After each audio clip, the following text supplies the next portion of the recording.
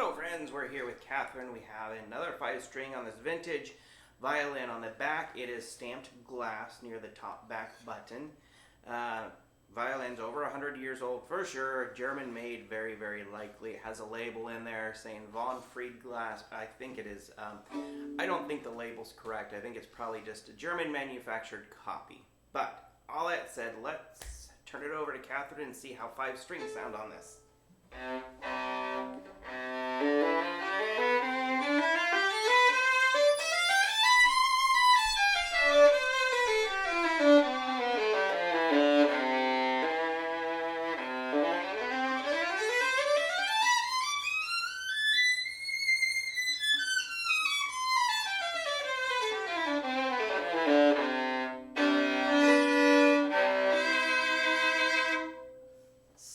I love 5-string instruments. I don't know if you saw the other 5-string video, but I'm going to gush again about how much I love 5-string instruments. I think they're so cool.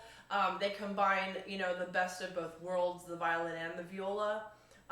They're so great for everything outside of classical. If you're a contemporary music player, whether you're doing more modern classical music, or if you're, in Celtic music and jazz, if you're a country player, a bluegrass player, fiddle player, it's just so handy to have a 5-string violin. It's so handy. I cannot begin to tell you how handy it is.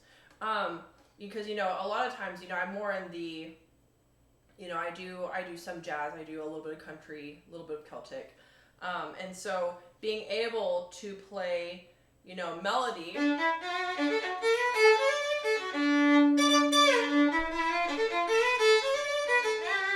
and going from being able to go from melody to, letting someone else take the melody. And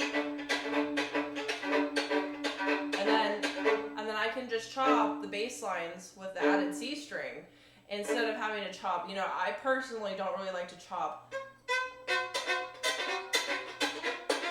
up high because it's just kind of nasally, and I think that's something I just need to practice, but I just prefer not to. I like chopping where there's a lot of bass, I like that full sound. It's also easier on the elbow as well, but I'll practice my A and E string chops, or my D and A string chops. But having a 5-string is just so useful for the modern day non-classical or just everything violinist. Especially if you're, if you do also do gigs where your violin and viola need to switch easily, and of course the bigger viola will have the big viola sound. This is not going to sound the same as a viola, just to be completely honest. It's not going to sound the same as a viola.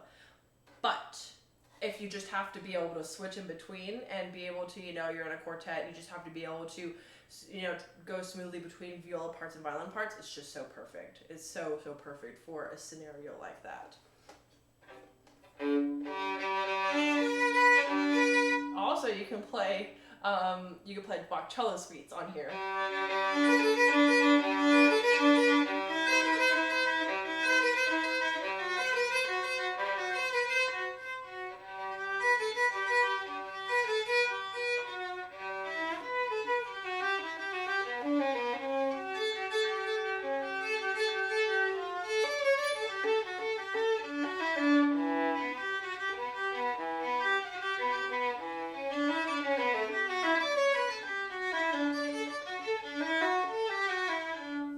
Is it to be able to do that, and then you can cheat with the E string just a little bit. Your cello friends will probably have some comments, but that's okay, because it's all good and fun.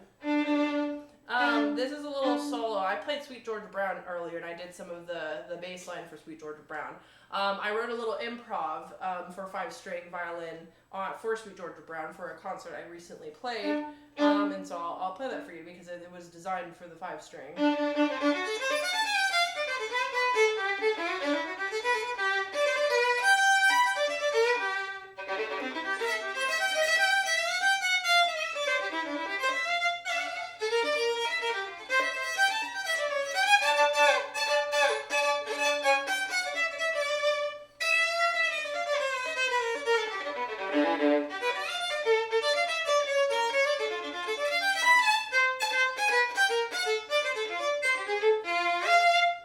So I love playing that solo on 5-string because that moment where I go down to the C string, it's like, that's kind of like my big hit marker of the whole thing. It's just so cool to have that range and be able to improv all the way down there.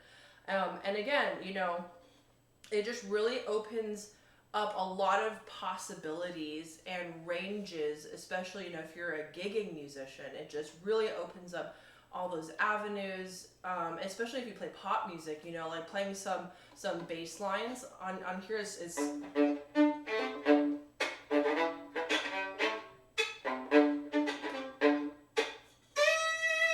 being able to move around.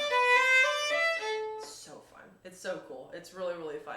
So now, of course, I could nerd out about this for hours because I'm just a huge fan of anything more than 4 strings, always. I've played a 5-string instrument, I've played a 6, I've tried my friend's 7-string, and they're all just so fun to play, so fun. And so, now, certain things about this instrument that are really cool. I love the coloring of this instrument.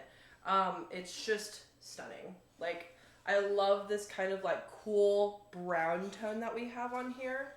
And playability, of course, the neck is a violin size, I believe. I didn't feel any difference, you know, playing it. It just felt extremely comfortable to play.